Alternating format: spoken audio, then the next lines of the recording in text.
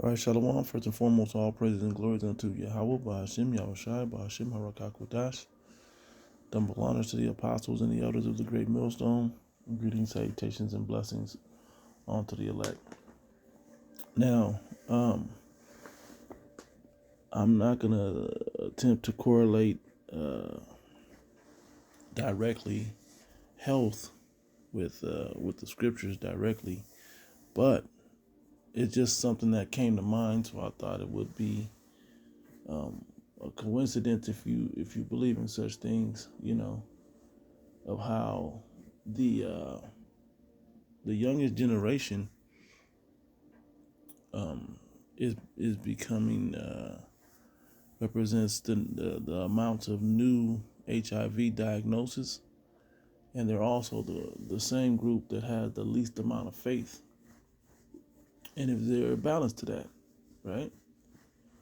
So this is really bringing these articles out, just sharing those ideas. But I have a couple scriptures, just a couple to kind of show and bring it all home. But anyway, it says CDC, young people ages 13 to 24 represent 20% of new HIV diagnosis. And this is relevant now because of the new strain that's variegating, and all these words that they use about situations that are happening where HIV is becoming the new diagnosis. All right, to where the mutations are happening. I can say it that way.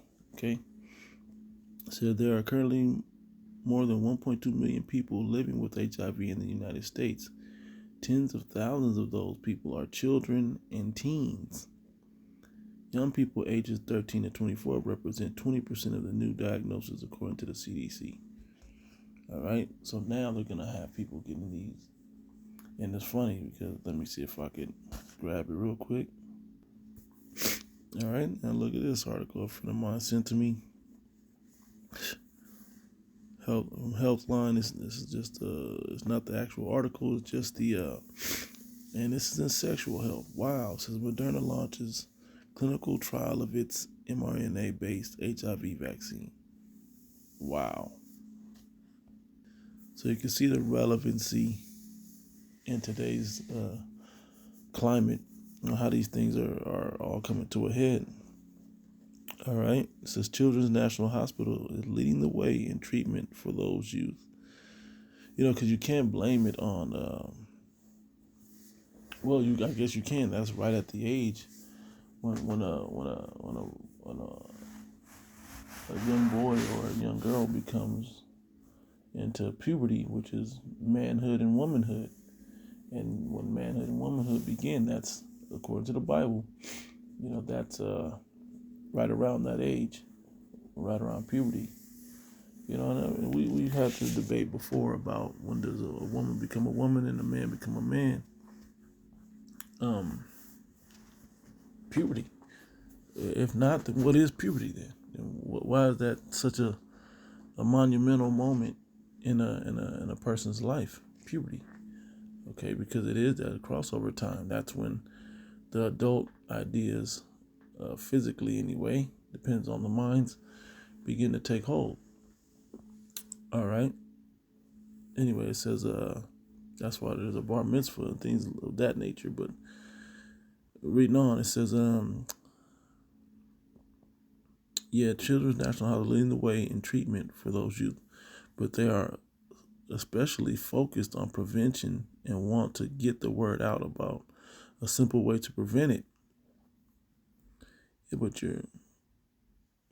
Anyway, I'm not gonna say that. I'm just gonna keep reading. The pediatric program at Children's National was one of the first in the country. More than 30 years later, they are still pushing to educate those most at risk. Nationwide, there are fewer than 50 cases of children who acquire HIV from their mothers. Quote, the U.S. is a nation is very close to eliminating mother-to-child transmission. However, In our area, we still saw 2 cases of transmission in 2019. Reading on from there, it says, but Dr. Rachmanina said in young people, cases through sexual contact are a big concern. PrEP and HIV prevention drug has been a game changer in this epidemic. The pill that prevents the disease can now even be administered through shot, of course. The problem, very few young people are using it, okay? They're advocating for that, but what's wrong with the natural way to heal?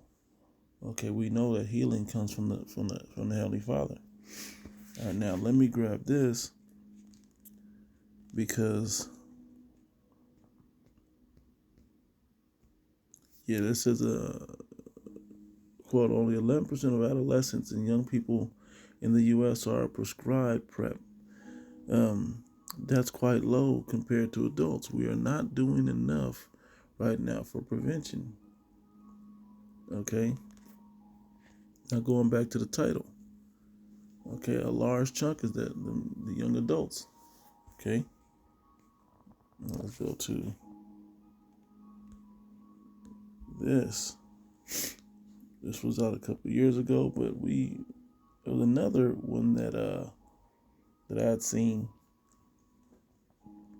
Okay. In recent time, I think it was just last year. Anyway, it says this is from Barna.com. It says it may come as no surprise that the influence of Christianity in the United States is waning. Okay, it's dipping off. Okay, it says rates of church attendance, religious affiliation, belief in God, prayer, and Bible reading have been dropping for decades. Americans' belief are becoming more post-Christian, and concurrently religious identity is changing. Enter Gen Z, or Generation Z, born between 1999 and 2015. They are the first truly post-Christian generation, and it's crazy because this is the generation that has seen the most immorality in recent history. You'd have to go back into the time of the Romans or go back into the time of the Greeks, which were both Edomites. Okay, you have to go back into those times to find those immoral moments. And it was at the end of those civilizations. Okay, so real quick, let me grab a couple precepts real quick just to get this popping. It was going into faith, but let me start here. The book of Maccabees 1, 4, 6, 7, 11.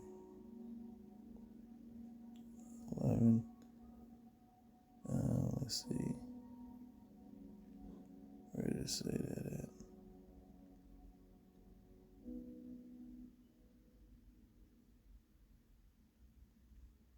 Yeah, there it is right there, verse 9.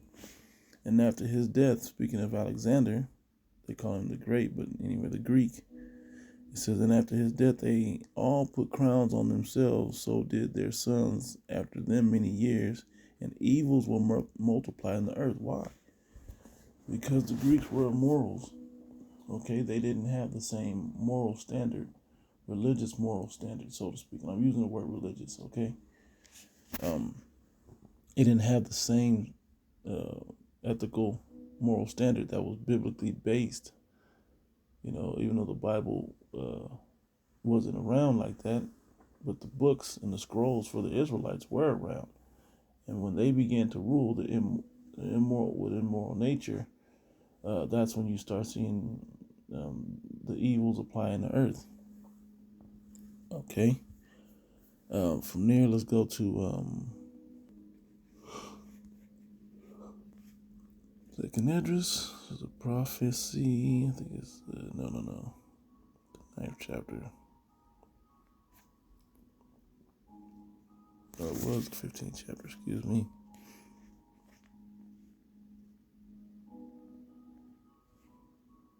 Yeah. Second address, and this is speaking of this late generation time of now. And if you really piece it together, the Edomites have been ruling since the time of the Greeks. With the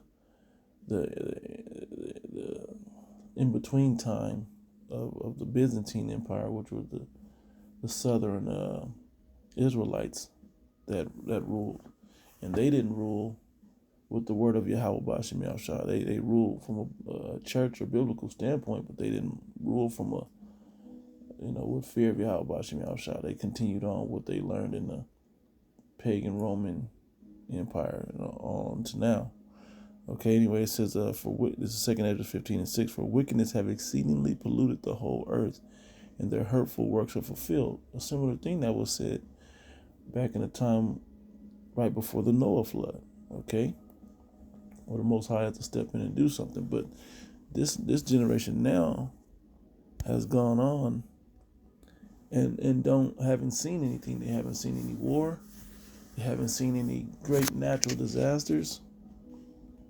Where an earthquake will devastate a whole continent, tsunamis and famines, and we haven't seen these things as of yet.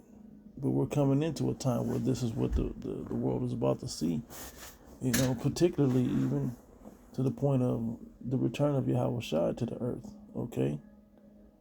To bring vengeance in the name of our Father Yahweh, Abba Yahweh, okay? Because of all the evils that's done on the earth and the injustices of bringing the Israelites back into rulership. All right. Let's see here. Let's jump down a little bit. It says, I'll start there.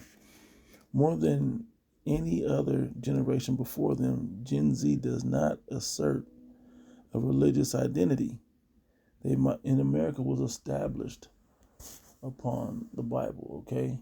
They always had a religious background here in America. Okay? Anyway, all right. So they might be drawn to things spiritual, but with a vastly different starting point from previous generations, many of whom received a basic education on the Bible and Christianity. All right, and it shows the percentage of Gen Z that identifies as atheists is double that of the U.S. adult population. To examine the culture, beliefs, and motivations shaping this next generation, Barna conducted a major study in partnership with Impact 360 Institute, now available in the brand new Gen Z report. In this release, we take a look at their views on faith, truth, and the church in a time of growing religious apathy. Okay? Atheism on the rise. Okay, they have the numbers, man. Okay.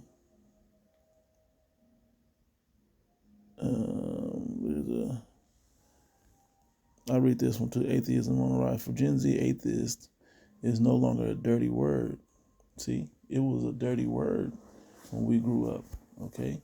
What do you mean you don't believe in God?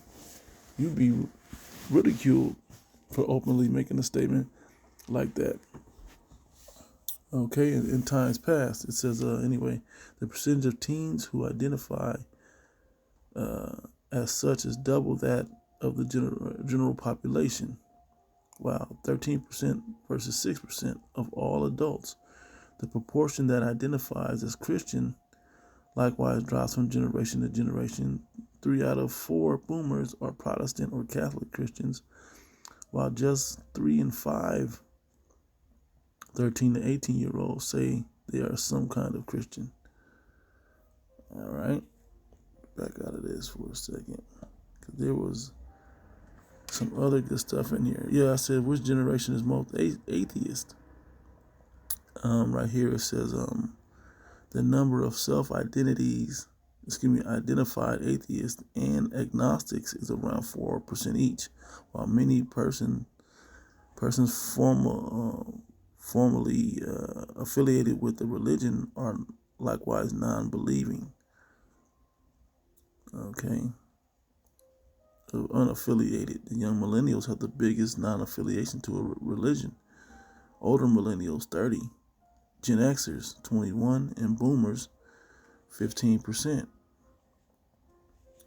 Two more rows of something. The irreligion in the United States. Okay, and this place is the hub of where immorality and wickedness is pushed. Look, photography of your local culture.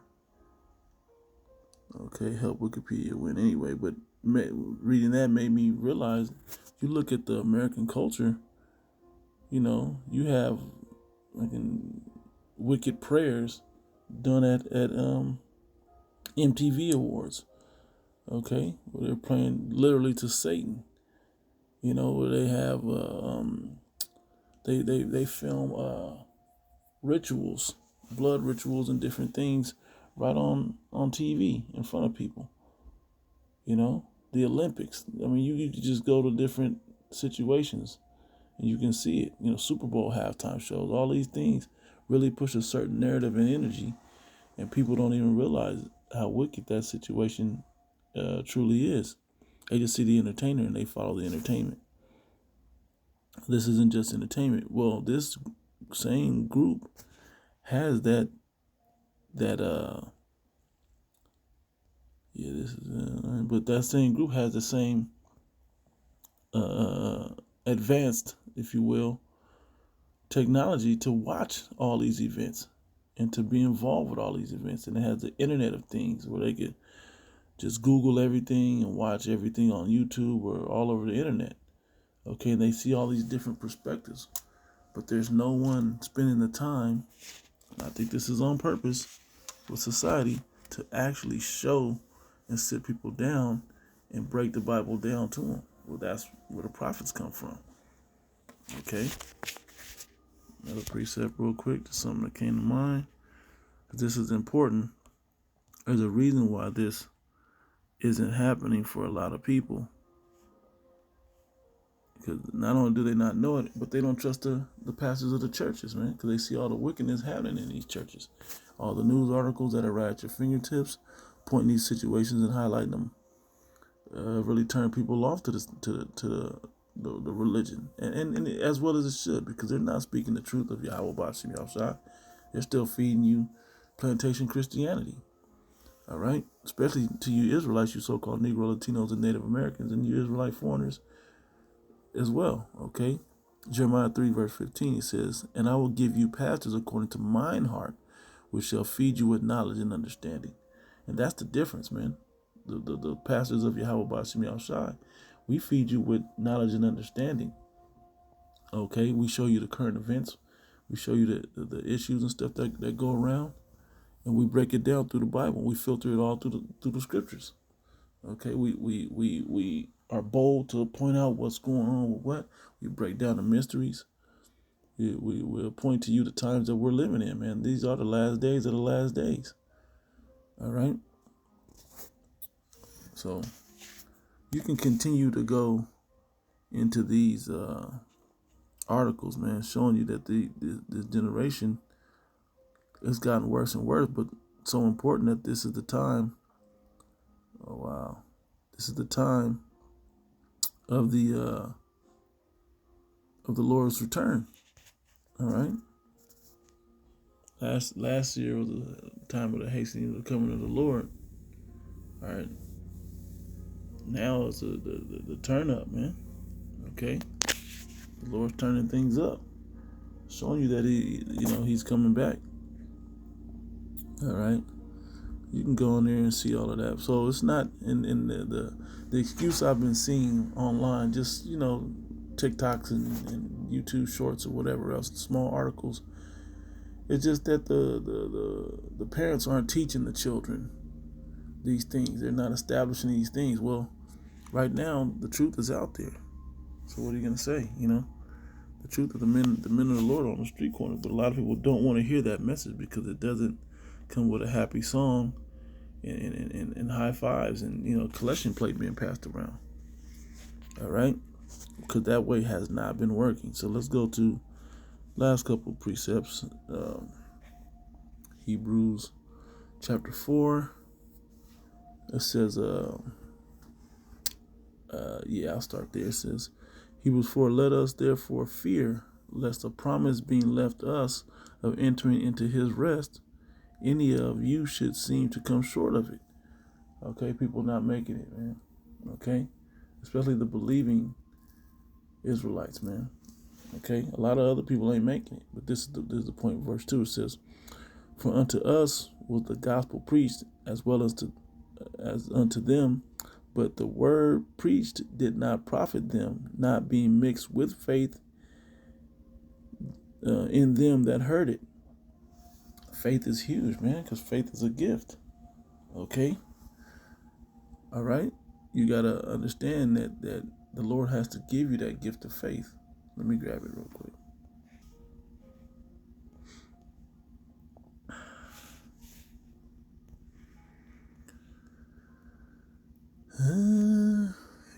I'll start up there.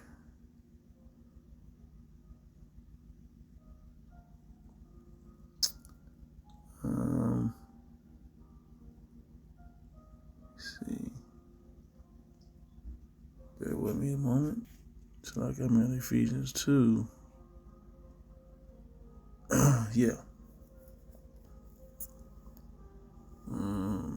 Verse 8, it says, for by grace ye are saved through faith, and that not of yourselves, it is the gift of the Most High. So a lot of these people that are seared, man, sealed within themselves, the younger generation, because they never really were given the gift of faith, nor were they passed on this tradition, if you will, okay, to say it that way, of believing in the power of the Bible. Even if it was a false belief given unto everybody, they're just not believing in the book in itself and giving it no validity. And it's ironic that even in this time, you'll have so many non-believers of the Lord, and his only begotten Son, but the prophets are on the street corners as well. It's just so ironic that the prophets are out there, the real prophets of the Lord are out there preaching the word, but the generation isn't receiving it. Okay? But it's a gift, okay? And a lot of people don't have this gift or foundation of living with the Bible. As you go back to the boomers and the Gen Xers and so on and so forth. As time went on, the Bible was less and less. And it was just in '83 where Ronald Reagan said this country would stand upon the Bible.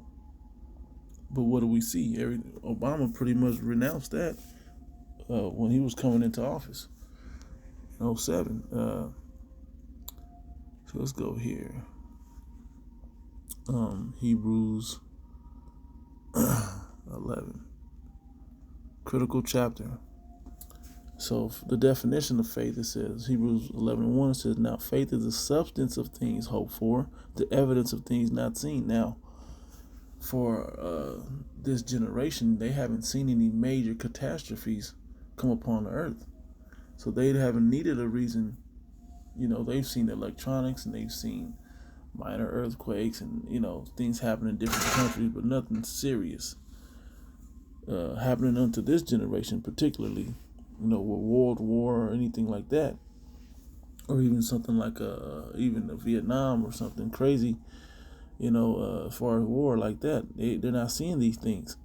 They haven't seen a famine break out where, a meteorite hits a land and does, something crazy like that. Just saying. So they don't believe that anything can ever happen and go wrong because they believe science has been taking care of everything and will continue to just make life easy on earth. But hey, there's a rude awakening coming. Matter of fact, before I read this, let me go to that. All right. Go to Romans real quick.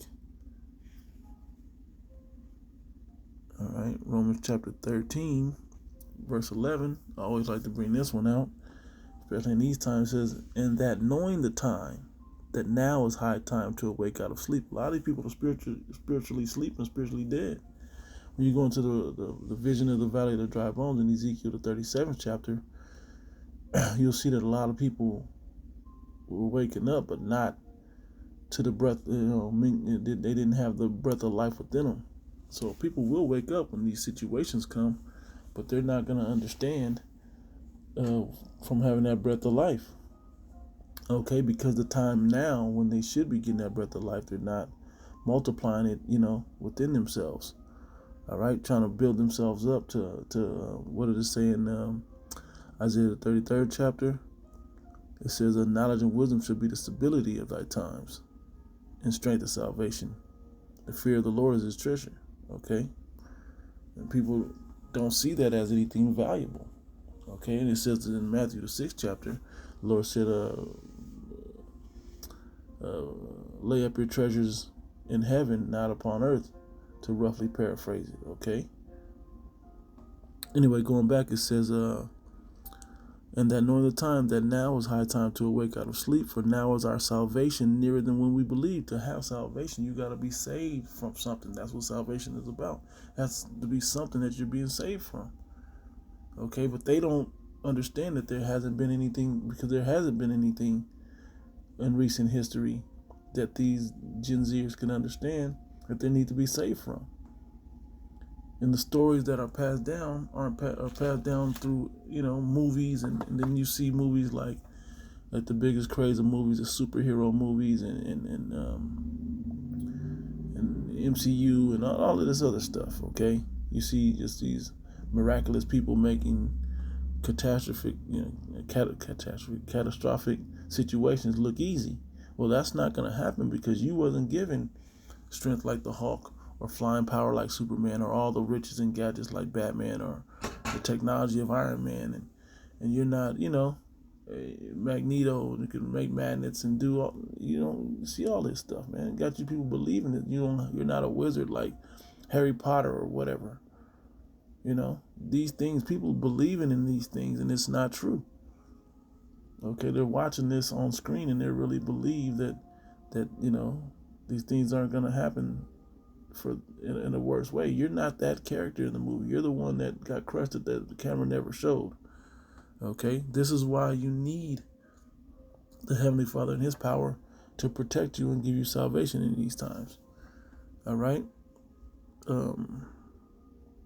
which that was the point of that. Now let me wrap this up with Hebrews 11:6, because this is the basis of it all. It says, but without faith, Hebrews chapter 11, verse 6, but without faith it is impossible to please him.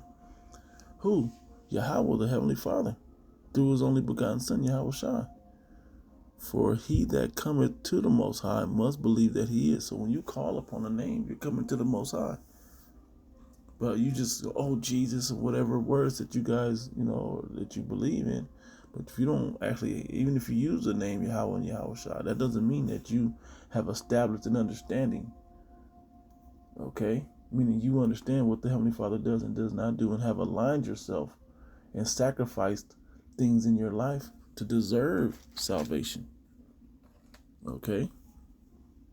This is a very entitled generation that when the time comes, they're just going to feel that they should be saved. But why? Because your parents love you? That has nothing to do with the love of the Heavenly Father or who he chooses.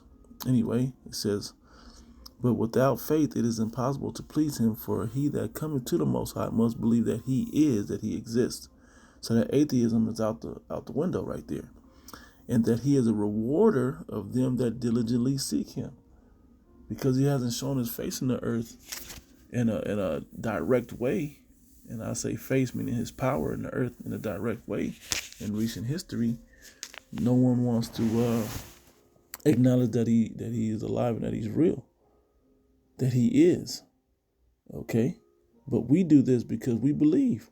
We go out and we teach in the streets because we believe. We sacrifice and do these videos and these shows and change the way we live because we believe. I'm going to make a funny statement. It's just, I'm speaking as a man, but just for the power of the statement. Okay?